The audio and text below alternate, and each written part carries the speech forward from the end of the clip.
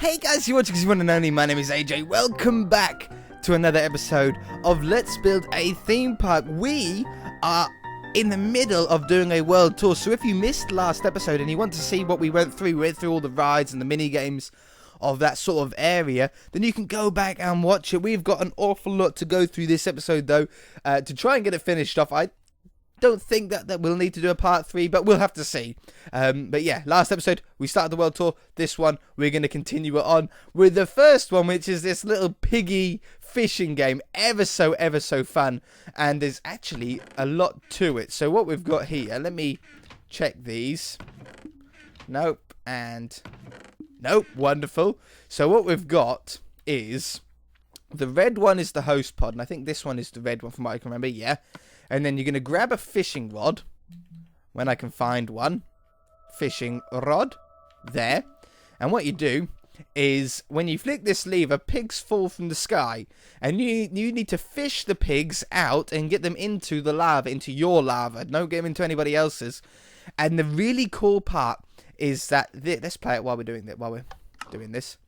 The really cool part to this is that when the pigs go through the lava, it cooks them. Okay, so it kills the pigs. Oh, come on. Ugh. It kills the pigs and cooks them. And then it takes their meat. Oh, look at him argue with me. Ah! Get in there.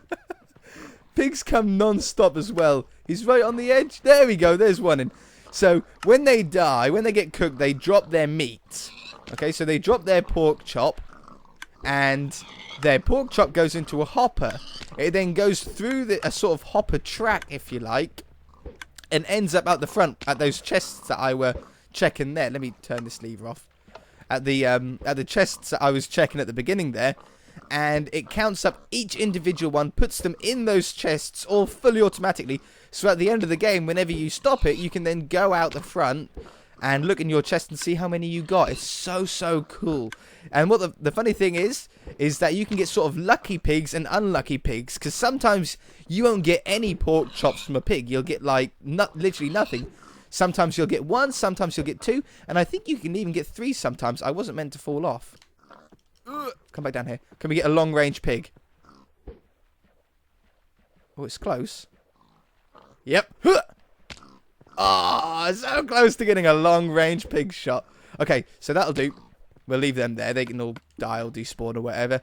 If I come down here and I look in the red chest, we got 13 pork chops. 13 points. It's so cool. One of my favourite little mini games we've ever done. And all the wiring is nicely hidden underneath. I love it. We've got the Ender Dragon roller coaster here with an Ender Dragon head. 3D pixelati sort of style built in. You enter through his mouth. It's really cool. And then we'll jump in, hit the button. There we go. And really nice build. We made sure to use sort of Nether-ish colours, the purples and the blacks and stuff like that. We would have used endstone, but the only trouble with endstone, I can't look at my inventory while I'm in a minecart apparently. I can't look at the I didn't know you could do that. I didn't know you couldn't do that. Can I? Why can't I look at... Oops, did I break something? Is my B button broken? Oh, wait. It's because it's X, not B. Yeah, we would have used endstone, but endstone in this texture pack is very marbly. It doesn't look like endstone at all, so we couldn't do that. Anyway, down this side we've got the Void, a static ride. This is just like a dropper ride that you get on, and it lifts you up and then drops you and catches you before you hit the ground. But it is only a static one here in Minecraft, because we can't get that to actually do what we want in vanilla Minecraft, at least not at the moment. Okay, so we've now got another little mini game. This is a cool little mini game. Why is that missing? Oh, I bet that broke when we played it with Lion Maker. So what we do here is you hit the button and it spawns 6 dogs, 3 on each side. And what you've got to do is you've got to parkour your way up. Oh, you got to parkour your way up the blocks here, all the way to the shop, the pet store. In the pet store, you'll find a dispenser with bones in them. You step on the pressure plate, boop, it gives you a bone. And then you've got to come all the way back down, tame the dog. You can only do this in survival because in creative, it instantly tames them. Oh, it didn't anymore. Oh, it doesn't anymore. It used to. It used to. Oh, just straight away it would tame them. Oh, that's much better then.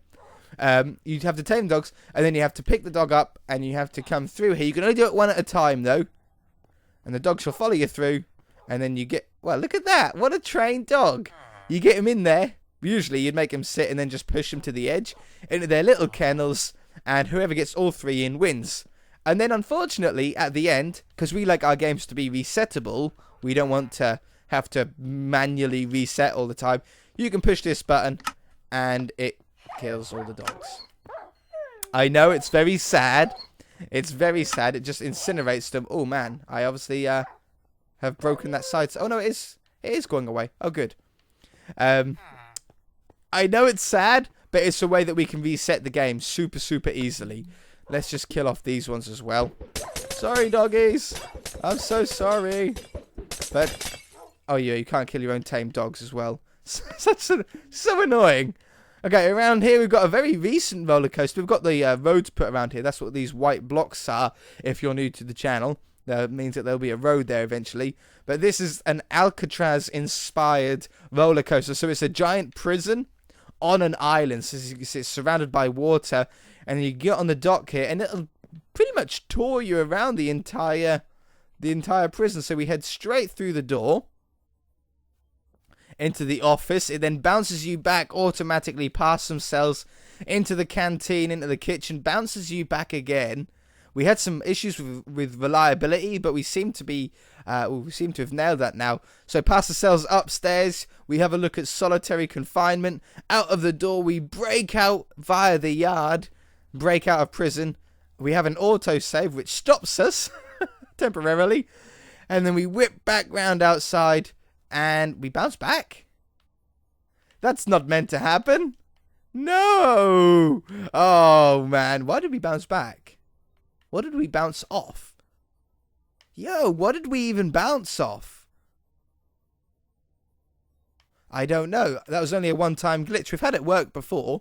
So, one-time glitch there. Enter the sort of the farmyard section. We didn't do this last episode. I sort of forgot about this area because it's a fairly recent part of the map.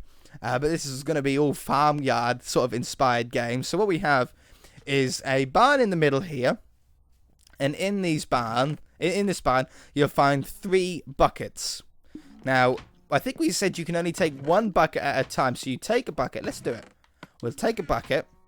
Or maybe I should put that back. I should grab my own bucket and then I don't mess up the stuff. Because I know I'll never put them back. So you grab a bucket.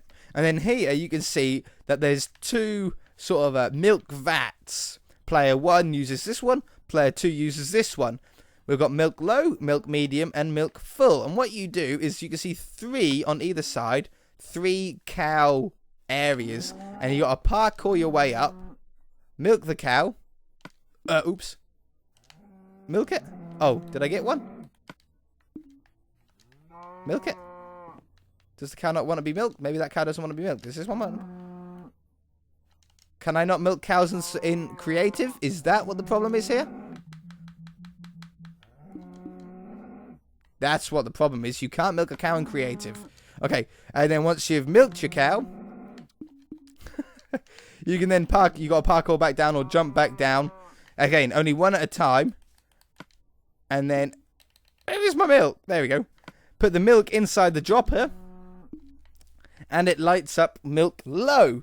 And then you go and grab your next bucket. You get the next cow and you put it in. It's milk medium. And then milk full. And once you fill up all the milk, you then win. It's as easy as that. And you're racing the other person. Such a cool little mini game. I really, really like that one. Okay. Around here, we've got the most frustrating game you will see in history. Okay. And you can see why it's so frustrating. The chickens are stuck to the edge. What you got to do is you have to get these chickens. I got so annoyed while building this. I even titled the video like the most frustrating game ever because it truly is. You got to push these chickens. Apparently this chicken is being very cooperative at the moment. You get this chicken and push him in. Close the door. the most cooperative chicken while I was showing the demo. Thank you, chicken. I like you. As you can see, I was playing it earlier on, and that has now completed the chicken coop. Such a cool. If you're on survival as well, it's a brilliant way to do your own chicken coops. Because you could put a hopper underneath them and it would catch the eggs automatically. We'll be doing that when Zonocraft Season 3 starts up. This will be a chicken coop design that we'll use. Because it looks so neat. It really, really is. I absolutely love it. Okay, we've got the Jousting minigame here. Another 2-player game, but it's a randomized joust. So, you'd come through the entrance here. Player 1 goes on one side, player 2 goes on the other. You step on the pressure plate, it will give you a random horse armor. You have an equal chance to get either diamond, gold, or iron. You step on the next pressure plate, and that will give you a random chance to get either horse, donkey, or a mule. If you're unlucky enough to get a donkey, then that's your luck, isn't it? So once you've got your random horse or donkey or mule and your random armor, remembering that your horse, even if you get a horse, it might be a terrible horse. It might have like really low health. You really want as much health as you can on the jousting game because it's the last person standing. You can then feed him sugar to grow him up in case you get a baby and to help tame him. Grab your saddle so you can ride on him, and then grab as many wooden swords as you want because they don't last long. They break pretty quickly as your jouster. Once you're ready, you can then head through the gate. You line up on one side, player 2 lines up on the other. You run down and you have to try and joust the other person. When you get to the end, you sort of come back round and you joust again. Whichever horse is the last one alive is the winner. Really, really cool, and I love the randomness in it. So clever. I just called myself clever. That's so bad. I wish I wouldn't do that. This was a pretty funny one though. We've got a pig racing game. So you can choose your pig. You grab a carrot on a stick. How come you don't have your names above your head? Do I have an option off that stops that? I don't know if I do. Or does it need to be on survival to be able to do that? No? Anyway, these are all named. They did have name tags above the head. I wonder if we've had an update that's lost them, because we noticed that last episode with the squid has lost its name, and now these pigs have. But anyway, you can choose your pig. Let's have a go at it. And we can ride him out. He's a pretty cooperative pig, this one is. We ride him out of the pits. Give him a whip, speed him up a little bit. And we come to our start-finish line. Now, when we hit this button, it's going to start off a clock. Oh, no, Piggy. Whoa, Piggy. Stop. Piggy. Piggy,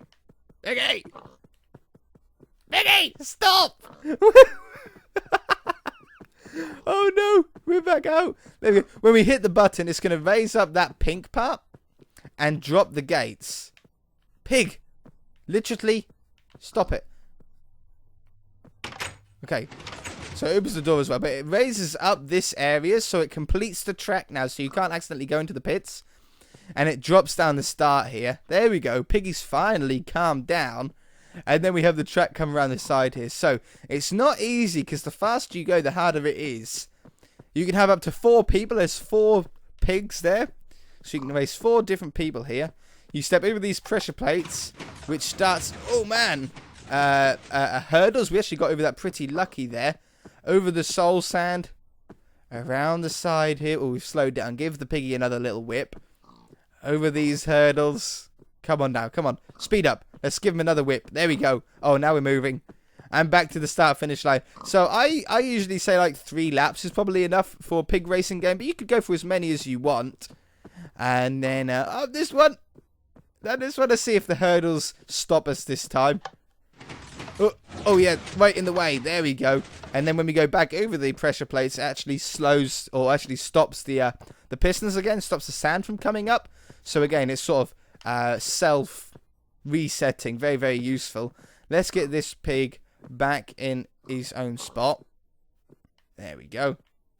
Beautiful. Good pig. Very good pig. And then you can hit the button again.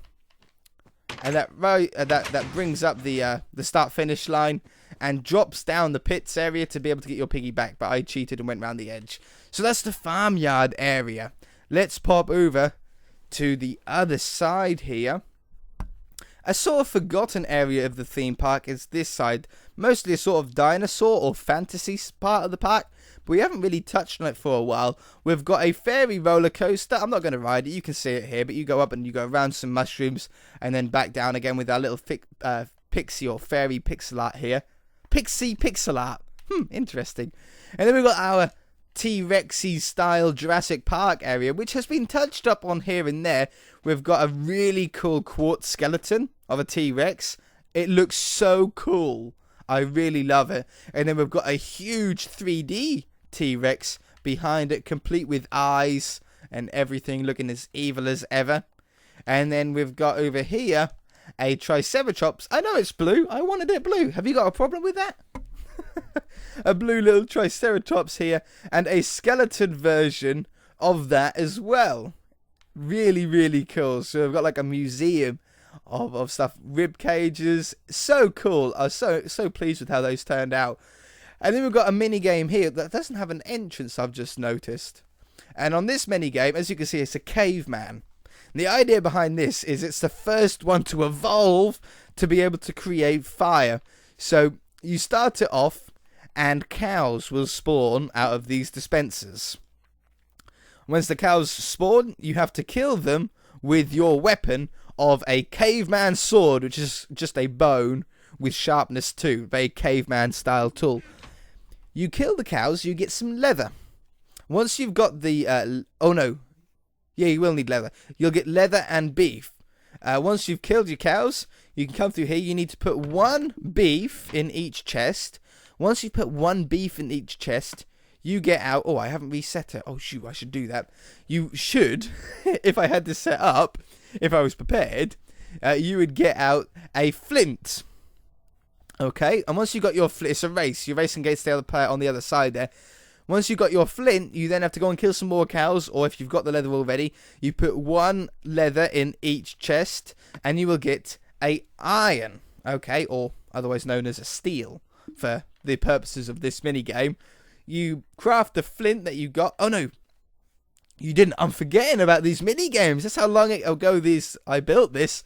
You got a piece of gravel, not a flint. You got a piece of gravel out of it and a piece of iron out of that one. Once you've got your piece of gravel and your piece of iron, you then have to stand here and place down and break your gravel in survival, obviously, until you get a flint out of it. Once you get the flint out of it, you then create a flint and steel. You light your coal block, and you... First one to create fire wins the game. Very caveman style. Really, really cool. A real energetic race, because you got to try and kill them as fast as you can, but you only have a bone. So it's really, really quite tough. Need to do a couple of bridges here. I want to make a really cool looking bridge, but I'm still going through some designs in my head. We've got a Nether castle, Nether castle roller coaster here, Nether inspired one. I think if I go through that, I'll go into the Nether. In fact, no, not in... Yeah, you do, yeah. I don't think you do in multiplayer, but in single player, you literally straight away enter the Nether now, don't you, when you hit another portal. So you sort of have to go round that. But if we hit the button here, we'll actually go round this really, really cool Nether fortress, complete with nether water, as you saw in there, underneath the bridge, around the lava, and then past the fake blaze spawner that we built. It looked pretty cool, nice and slow around here, and then build up speed again. And then here is our fake blaze spawner. Oh, I love building roller coasters. So fun to do. Actually quite a long one. For the size of it, it's a really quite long one because it slows you down in spots, so it makes the ride last longer. But really cool. I absolutely love it. And then we've got a spider hurdle game here. Again, another fun one, another 2-player game. And what happens here is as you run along... did I not put pressure plates on these first ones? Or was there a reason why I... Oh, no. No. Yeah, I got you now. What you do is you run along, and you have to try and jump over. And this is really hard to do alone. I actually managed to do it that first time. If you jump over the cobweb, and you made to this one, when I step on this one, looks what happens behind me. In front of me, I'm fine. But behind me, the stairs come up. Now, what that means is when you're racing someone, if you get ahead, you're at a disadvantage. If you're behind, you're at a huge advantage. Because when I go over these, I missed at that time, the stairs come up. Oh, I missed that one as well. So if you're doing really well and you're really good at jumping cobwebs, the person behind actually has the stairs up for them. Okay, so they don't have to jump over the cobwebs. They can just run up the stairs and run over that way. So it's like a catch-up system. It makes the person in last place catch up easier to the person in front, which makes really, really close races. It's really, really fun how close some of those can be because of that. It's like the old arcade-style racing games, that if you were in last place, you were quicker than all the other cars, so you could catch up easier. We've got our Sea Life Center with our I love the pixel art around the side here. It looks so cool. It totally looks like it's underwater. Fish pixel art, and then we've got some turtles here. A little baby turtle and mama turtle. Some sea sort of coral underneath it. Submarine out over there. We've got our jellyfish pixel art. We've got a kraken coming out of a cave with its tentacle wrapped over the top of the glass here. A sunken ship covered in vines, so mossy everywhere. Some more coral as well over there. In the middle, we've got a clownfish and a little dory fish. I can't remember what they're called. But yeah, Finding Nemo. Very Finding Nemo inspired. We've got Nemo, Dory, and then the turtles. We've got the shark here, Bruce the shark. I didn't mean, and a crab as well, which is in Finding Nemo. I didn't mean to make all the Finding Nemo creatures. I just ended up making Finding Nemo creatures. Oh yeah, and then our last edition was the manta ray, the stingray, up the top there as well. Really, really cool. Took ages to build, but was so worth it. Okay, I've missed a few things, so we just need to go back. Oh, I've missed a lot of things. How enough time? Are we going to need a part 3? We are. We need a part 3 to finish this off with. Unfortunately, guys, that's going to do it for this episode. I didn't expect to have to do 3 parts of this world tour, but that's how big this theme park is getting now. We haven't even ridden on all the rides. I've just shown you a lot of them, and yet it's still taking forever. So next episode, we shall be finishing that off, and then it'll be pretty much Christmas, I think. If you guys enjoyed the episode, hit that like button. If you haven't already, please subscribe. We shall see you in the next episode.